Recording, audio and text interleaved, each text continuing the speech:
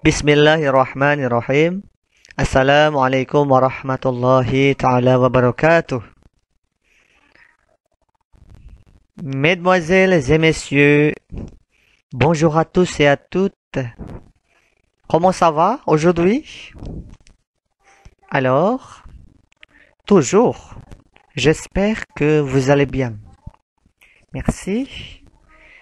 Bon, aujourd'hui, hari ini, kita akan mempelajari tentang kelanjutan materi minggu lalu, yang mana minggu lalu itu kita sudah mempelajari tentang waktu. Ya, dari mulai tanggal, hari, bulan, dan tahun. Nah, pada pertemuan hari ini,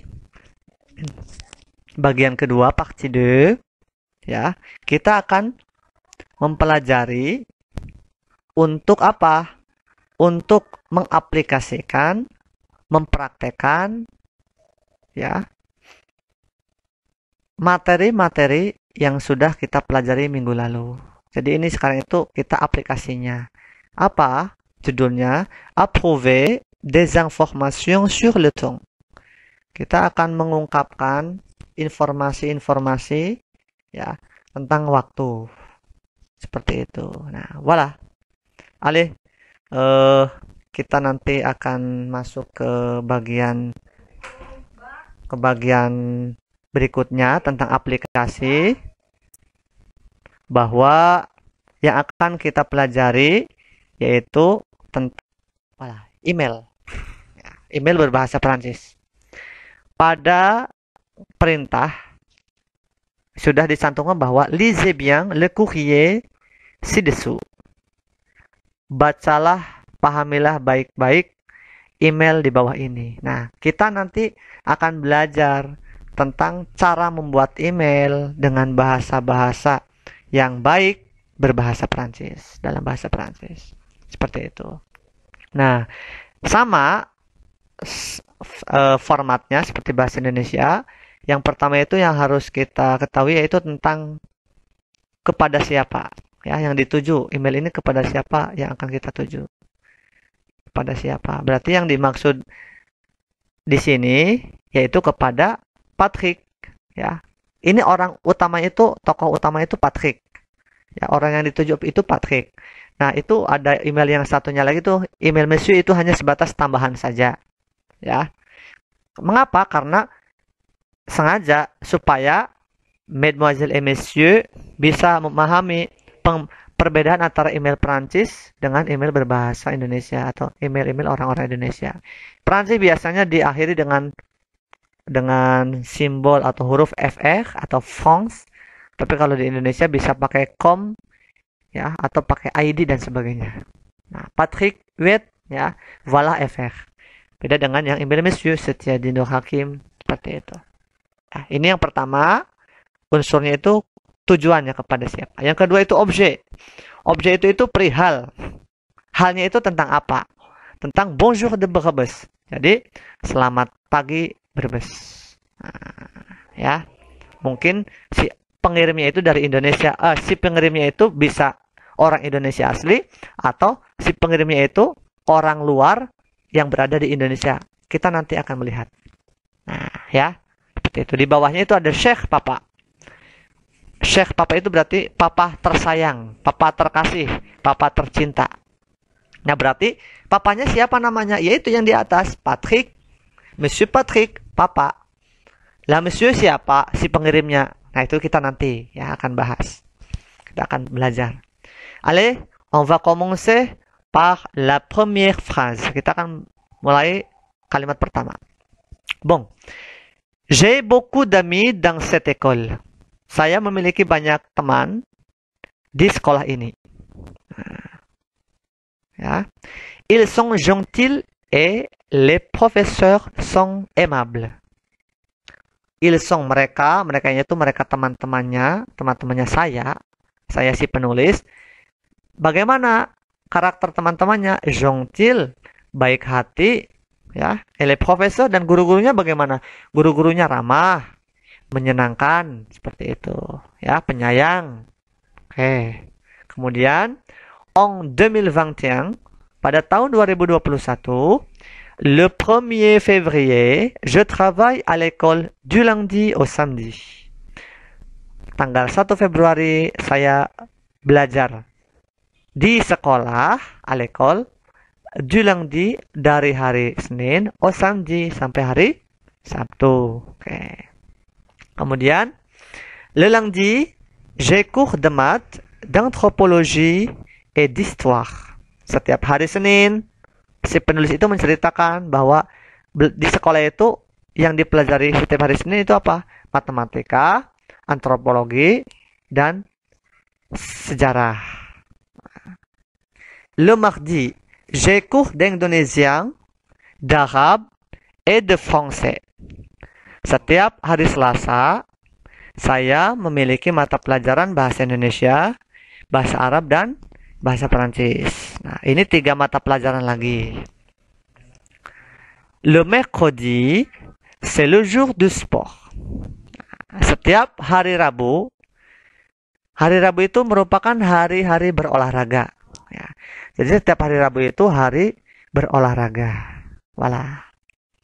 Allez, ensuite, le mardi, setiap hari Selasa, tadi sudah disebutkan, itu ada d'Indonésian, ada d'Arabe, dan ada Français.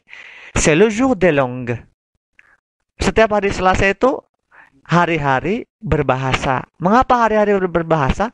Yuk, karena mempelajari 3 bahasa yang di atas, yaitu bahasa Indonesia, Arab, dan Perancis. Et le jeudi, c'est le jour d'islamique, comme le Coran, l'histoire islamique, la science de Muhammadiyah, etc. Nah, hari Kamis itu hari-hari Islam. Maksud hari-hari Islam itu bagaimana? Hari-hari si para pembelajar itu mempelajari ilmu-ilmu Islam. Seperti le Coran, ilmu Al-Quran, l'histoire islamique, sejarah Islam, la science de Muhammadiyah, tentang ilmu kemuhammadiyahan dan sebagainya.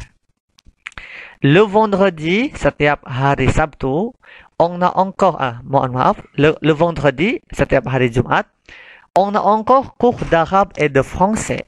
Setiap hari Jumat itu kita masih mempelajari tentang 2 bahasa asing, yaitu bahasa Arab dan bahasa Perancis.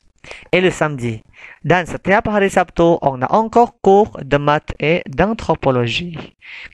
Hari Sabtu itu kita memiliki mata pelajaran matematika dan antropologi, sama seperti di hari Senin. Jadi ketemunya 2 kali. Matematika, antropologi hari Senin dengan hari Sabtu. Kemudian mata pelajaran bahasa hari Selasa dan hari Jumat. Voilà. Kemudian kalimat terakhir, c'est fatigant mais amusant. Wah, melelahkan juga, akan tetapi menyenangkan. Nah, mengapa melelahkan tapi menyenangkan? Maksudnya bagaimana? C'est fatigant karena mata pelajarannya itu memang padat. Kita belajar di sekolah itu dari hari Senin sampai Sabtu.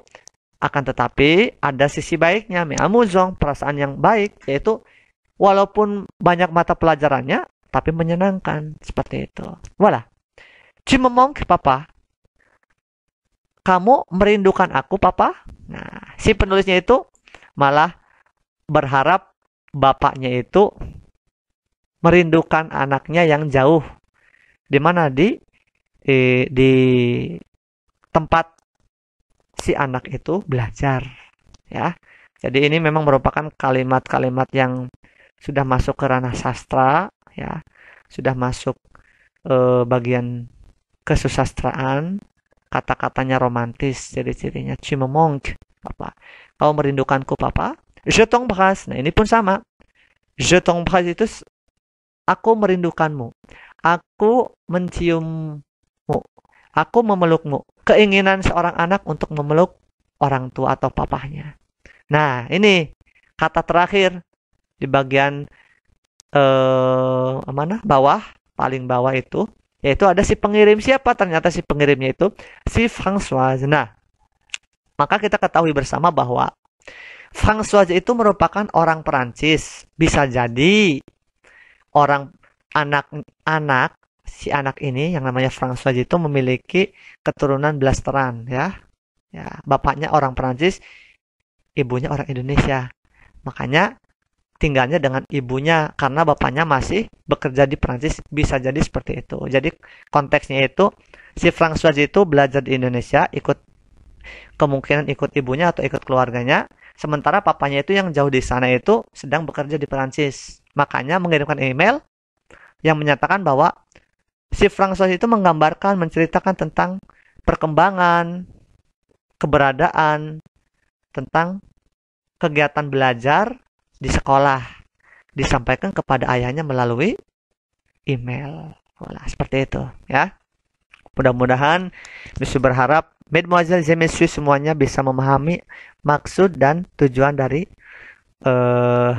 kita mempelajari tentang email ini.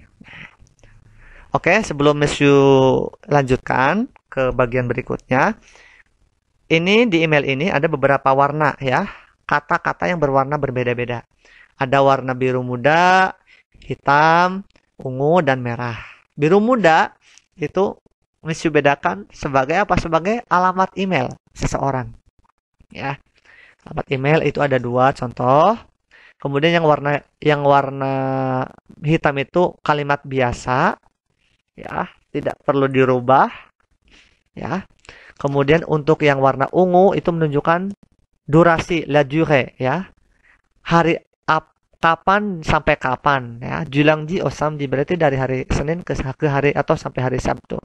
Dan yang berwarna merah itu mata pelajaran, waktu-waktu atau tanggal, bulan, dan keberadaan atau sifat, kata sifat atau ekspresi kita bagaimana. Dan ini harapannya Monsieur ketika nanti ada tugas ya, ketika membuat email dan sebagainya, itu nanti yang warna merah ini bisa diganti sesuai dengan keinginan Mademoiselle dan Monsieur semua.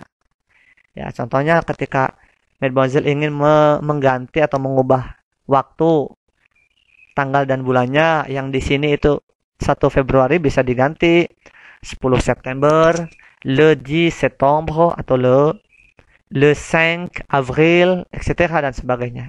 Bisa dirubah, bisa dimodifikasi. Voilà, ya. Jadi intinya ini email si pengirimnya Françoise kepada ayahnya, papa yang bernama Patrick Huet. Apa isinya? Isinya tentang menggambarkan perkembangan kegiatan belajar di sekolahnya. Nah, kita soroti saja karena ada kata mata pelajaran Muhammadiyah, berarti mungkin si Françoise itu santriwati dari pondok pesantren Muhammadiyah Zam-Zam Cilongo. Nah, seperti itu ya. Allez, on va nah, untuk vocabulaire du courriel.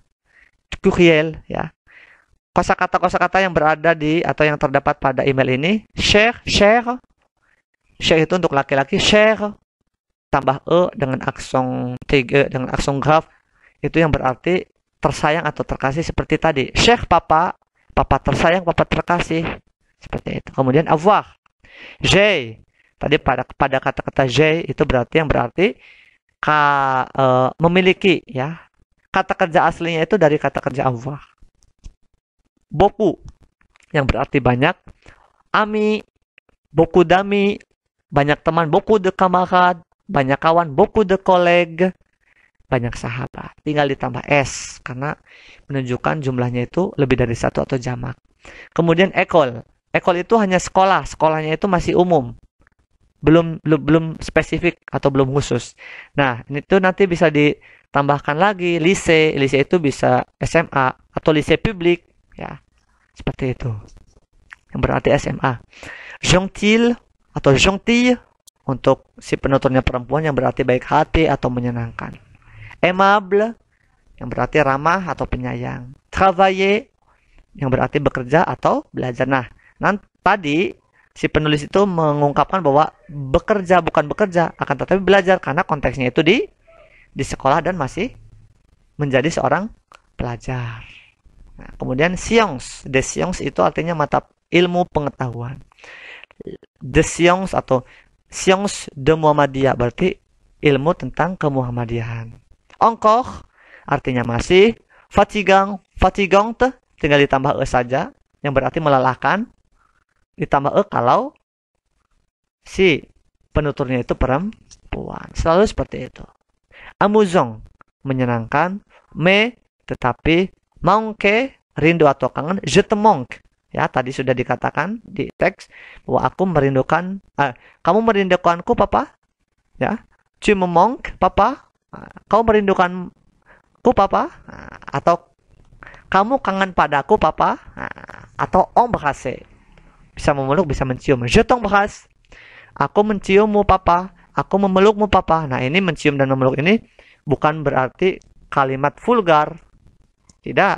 Kan tetapi ini hanya sebagai kata, ya, yang berarti untuk sebagai bentuk rasa kasih sayangnya anak kepada orang tua ataupun orang tua kepada anaknya. Secara wajar. Seperti itu. Dan ini memang manque dan embrasser itu dua kata yang mana dua kata ini sudah masuk ke bagian atau ke dalam ranah sastra. Seperti itu. Sudah masuk ke kata-kata romantis. Seperti itu. Kemudian terakhir, envoyer. Envoyer tidak muncul memang di teks tadi atau di email karena memang ini biasanya muncul di bagian akhir. Kalau kita email kita itu berbahasa Indonesia, yuk tentunya akan muncul kirim. Nah, kalau Mademoiselle dan Monsieur itu mengubah fitur email itu dalam bahasa Prancis, otomatis yang akan keluar itu kata envoyer yang berarti kirim. Seperti itu. Hanya beda istilah atau beda bahasa saja. Voilà. Ini untuk tentang kosakata dalam email. Allez, on va continuer. Nah, ini sekarang tentang latihan. Latihan ini semua itu bersumber dari materi yang sudah kita pelajari tadi tentang email. Ya. Cocher la case correspondante. Apa artinya? Artinya silang. Ya. Jawaban atau pernyataan yang sesuai dengan apa? Dengan email tadi. Nah, coba kita akan coba ya, akan latihan 5 soal. Numéro 1, nomor 1. Françoise est en Indonésie. Françoise berada di Indonesia. Nah, coba ingat-ingat. Betul tidak kira-kira si Françoise itu di Indonesia? Oke, coba jawabannya simpan ya. Oke. Kemudian nomor 2, numéro 2, elle a 6 cours de cours à l'école. Françoise memiliki 6 mata pelajaran, 6 hari. 6 hari apa? Belajar di sekolah. Coba kira-kira apa jawabannya? Kalau sudah ketemu, disimpan. Nanti kita sesuaikan. Numéro 3. Le mardi, setiap hari Selasa, est le jour du cours de mathématiques. Merupakan, hari Selasa itu merupakan hari-hari belajar matematika.